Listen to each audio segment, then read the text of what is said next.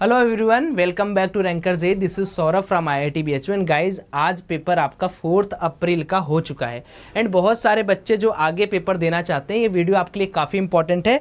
As expected दोस्तों, paper बिल्कुल उसी तरीके से आ रहा था। मैंने आपको पहले ही बोला है कि जो बच्चा यहाँ पर आगे पेपर देने जा रहा है वो सिर्फ कुछ ना करे, एक बार ये एनालिसिस वीडियो आप देख लेना। मैं खुश क्यों पता है? खुश यूँ क्योंकि बहुत सारे बच्चे अच्छा कर रहे हैं, they are giving their best. और कैसे वो बेस्ट दे पा रहे हैं? क्योंकि उन्होंने मेरी एनालिसिस सुनी है। जब भी आप अपने मन को शांत रखते हो तो आप 100% एफर्ट देते हो। आज मेरे को एक बच्चे ने फ़ोन किया, बोला कि सौरभ भाई, जो आपने वो शेर वाली कहानी सुनाई थी उसके बेसिस पर मैं गया पेपर देने। उनका पेपर था फर्स्ट शिफ्ट में, पेपर देने गया और इस बार उन्होंने क्या किया कि इस बार कोई भी क्वेश्चंस उसने नहीं पढ़े। मतलब जो सवाल उनका आता गया वो करते गए, आता गया करते गए, आता गया करते गए, जो नहीं आया उसको छोड़ते गए।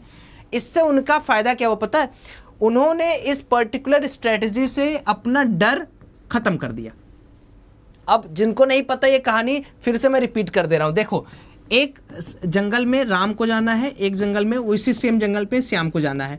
अब राम को कोई बता दिया कि जंगल बड़ा खतरनाक है, जाओगे तो वहाँ भेड़ बकरी बहुत अलग अलग चीज़ें हैं, शेर वगैरह बाघ वगैरह हैं, तुमको खा लेंगे। तो अब भले उस जंगल में कुछ नहीं है, तब भी राम जाने में डरेगा डरेगा डरेगा। और श्याम, भले जंगल बहुत खतरनाक, कोई कुछ नहीं बोला है, कुछ कोई मिला ही नहीं रास्ते में इसको, ये अपने मौज में निकल जाएगा जंगल से। वही सेम चीज़ हमारे साथ होती है। बच्चे क्या करते हैं, पेपर में जाते ही जैसे ही कंप्यूटर स्क्रीन के सामने उनका एग्जाम क्वेश्चंस आता है, वो पहले हर क्वेश्चंस को रीडिंग मानने लगते हैं। उससे आपका डर बैठ जाता है घर करके कि अरे यार, मुझे वो नहीं आ रहा है, वो नहीं आ रहा है, वो नहीं आ रहा है। तो इस बार पेपर में अगर मैं दोनों शिफ्ट की एनालिसिस करूं, शिफ्ट 1 का तो सूरज सर ने आपको बताया ही था क्या आ रहा है क्या नहीं आ रहा है और किस तरीके से पेपर था। मैं फिजिक्स को इस बार बैलेंस्ड पेपर बोलूंगा, केमिस्ट्री को भी बैलेंस्ड बोलूंगा, और मैथमेटिक्स में कुछ छुपा नहीं है, वही टफनेस लेवल अपर साइड में था।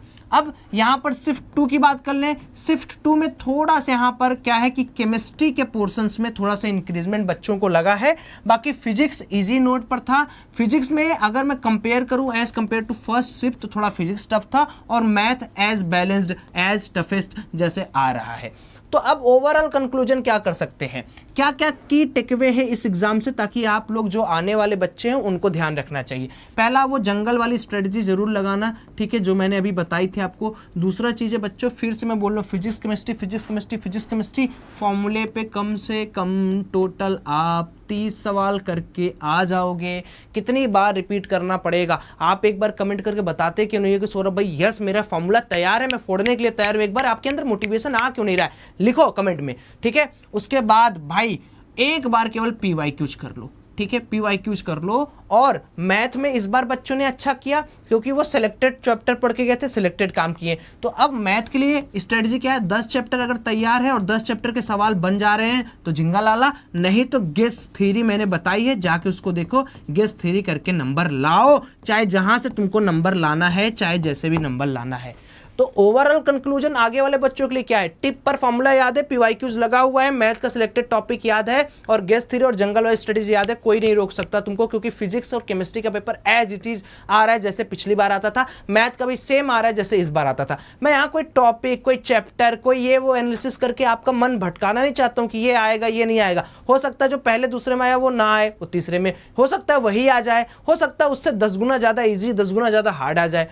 तो इस पर्टिकुलर पार्ट पर हमारा डिस्कशन होना चाहिए, क्या स्ट्रेटजी होनी चाहिए, बच्चे क्या बोल रहे हैं, पेपर क्या बोल रहा है। पूरा मेमोरी बेस्ड क्वेश्चन, फॉर्मूले फॉर्मूले फॉर्मूले फॉर्मूले फॉर्मूले फॉर्मूले रिवीजन पे ही है, बस इससे ज़्यादा आपको कुछ नहीं करना। उम्मीद करता हूँ इस वीडियो को आप अपने अगर पेरेंट्स अपने बच्चों के साथ शेयर कर दीजिए, दोस्त के साथ शेयर करो, हर जगह शेयर करो, ताकि लोगों को पता चले कि जंगल थ्योरी लगाना इस बार चाहे जैसे भी। Wish you all the very best for your upcoming exam. Thank you, have a great day.